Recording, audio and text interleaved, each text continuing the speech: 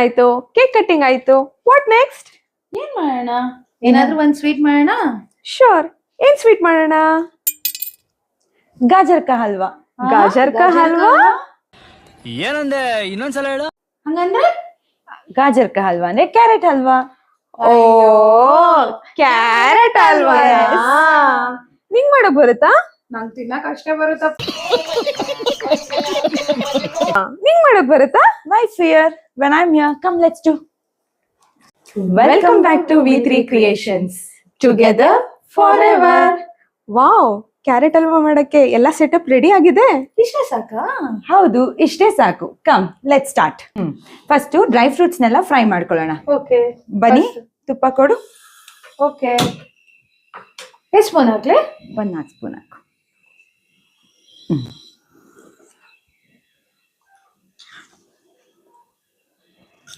Dry fruits ನೆಲ್ಲ ತುಪ್ಪದಲ್ಲಿ ಒಗ್ಗರಣೆ ಮಾಡ್ಕೊಂಡ್ರೆ ಆಸಮ್ ಆಗಿರುತ್ತೆ, ಸೂಪರ್ ಆಗಿರುತ್ತೆ. ನೆಕ್ಸ್ಟ್ ಏನಾಗ್ಲಿ? ಬಾದಾಮ್.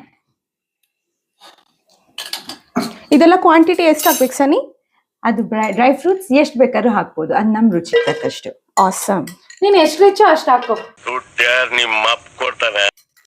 ಜಾಸ್ತಿ ಹಾಕ್ದಷ್ಟು ತುಂಬಾ ಟೇಸ್ಟಿ ಆಗಿರುತ್ತೆ. Yes. ಆಕ್ಚುಲಿ ಚೂರ್ ಫ್ರೈ ಆಗ್ಲಿ. ಓಕೆ.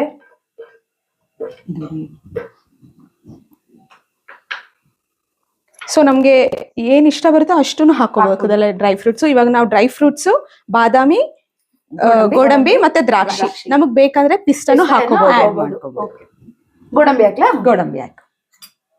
ಎಷ್ಟು ಸ್ಪೂನ್ ಹಾಕ್ಲಿ? ಹಾಕು ಬನ್ನಿ, ಎಷ್ಟು ಹಾಕಿದ್ರು ಸಖತ್ತಾಗಿರುತ್ತದು. ಓಕೆ.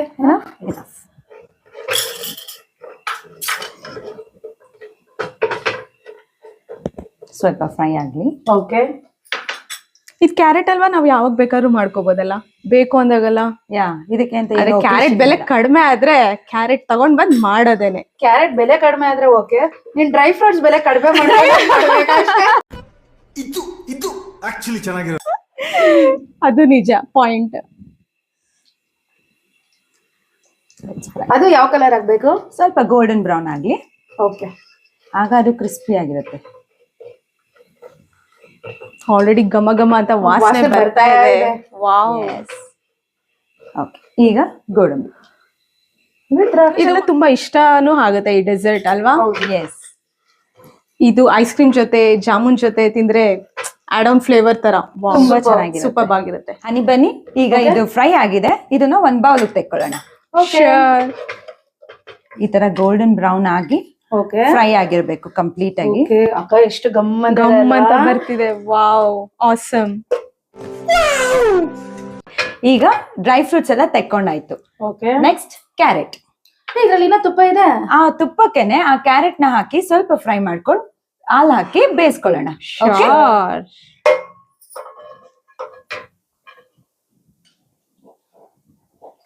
ಬೇಗ ಬೇಗ ಮಾಡು, ತಿನ್ಬೇಕು ಅಂತ ತುಂಬಾ ಆಸೆ ಆಗ್ತಿದೆ ಸನಿ.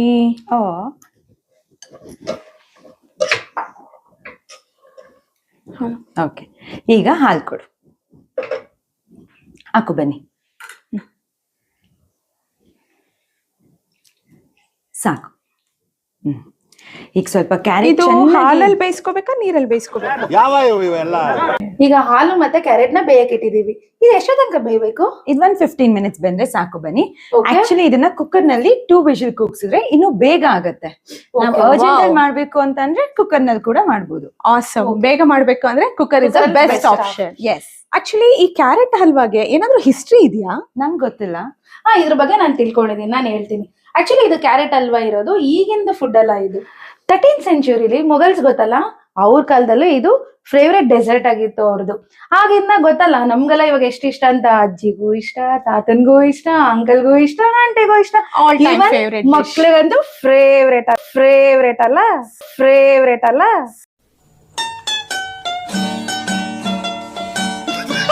ಸೀರಿಯಸ್ಲಿ ನಿಮ್ ಬನ್ನಿ ಎಷ್ಟೋ ವಿಷಯ ತಿಳ್ಕೊಬಿಟ್ಟಿದ್ಯಾ. Thank you. ಇದು ಈಗ ನೋಡೋಣ, ತೆಗಿ. ಸೂಪರ್.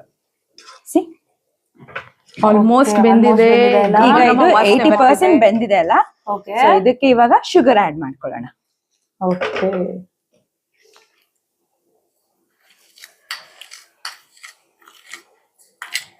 ಓಕೆ, ಈಗ ಸಕ್ಕರೆ ಹಾಕಾಯ್ತಲ್ಲ, ನೆಕ್ಸ್ಟ್ ಏಲಕ್ಕಿ powder. Okay,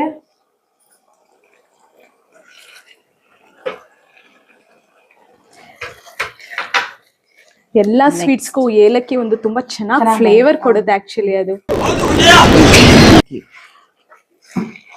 okay, next khoa. Spoon ಕೊಡು.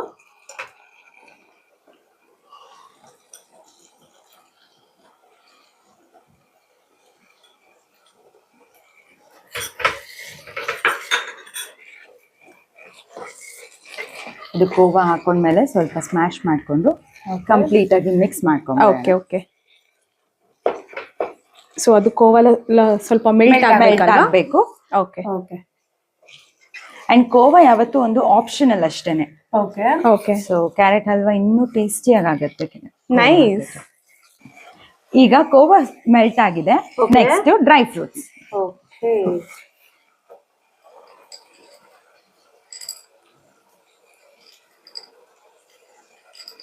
ಆಲ್ಮೋಸ್ಟ್ ಕಂಪ್ಲೀಟ್ ಆಗಿದೆ ನಮ್ ಕ್ಯಾರೆಟ್ ಅಲ್ವಾ.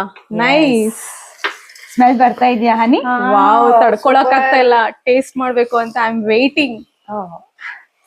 Serving bowl.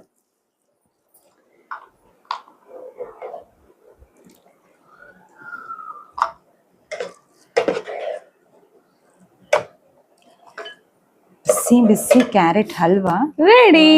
ರೆಡಿ. ಗಾರ್ನಿಶಿಂಗು ಸ್ವಲ್ಪ ಡ್ರೈ ಫ್ರೂಟ್ಸ್ ಹಾಕಣ್ವಾ? ಶೋರ್.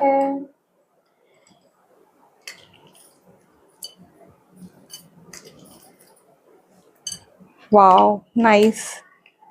ಆ ಕಲರ್, ಆ ಟೆಕ್ಸ್ಚರ್ ತುಂಬಾ ಚೆನ್ನಾಗಿ ಬಂದಿದೆ. ಸೂಪರ್. ಸೊ ಗಾಜರ್ ಕಾ ಹಲ್ವಾ ರೆಡಿ. ಎಕ್ಸಾಕ್ಟ್ಲಿ. ಟೇಸ್ಟ್ ನೋಡಿ.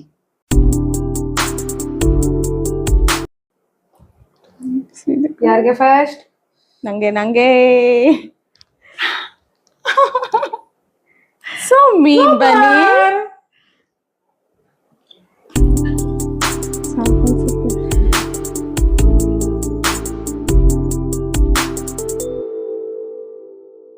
ಕ್ಯಾರೆಟ್ ಹಲ್ವಾ ತುಂಬಾ ಚೆನ್ನಾಗಿ ಬಂದಿದೆ. ನೀವು ನಿಮ್ಮ ಮನೇಲಿ ಒಂದ್ಸಲ ಖಂಡಿತ ಟ್ರೈ ಮಾಡಿ. Don't forget to like, share, subscribe.